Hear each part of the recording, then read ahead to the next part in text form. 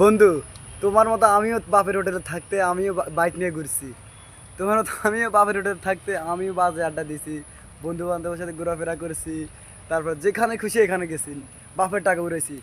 এখন যখন নিজের টাকা ইনকাম করা শিখছি, যখন নিজের টাকা ইনকাম করতেছি, তখন বুঝতেছি টাকার কষ্ট। টাকার কি কষ্ট, টাকা করতে কত কষ্ট, কত পরিশ্রম করতে হয়। এখন প্রবাসের বাড়িতে এসে বুঝতে পারতেছি টাকা কীভাবে ইনকাম করতে হয়। তোমার মতো আমি রাজনীতি করেছি, বাংলাদেশের রাজনীতি করে কত টাকা উড়াইছি। বাবার টাকা, কোনো টাকার কোনো মা বাপ ছিল না। জুয়া খেলতাম, অনলাইন জুয়া খেলছি, যা খুশি তা করছি, কী করছি বাপের টাকায়। এখন নিজের টাকা ইনকাম করছে। এখন এক টাকা নিজের পকেট থেকে যেতে কষ্ট, অতিরিক্ত কষ্ট হয়।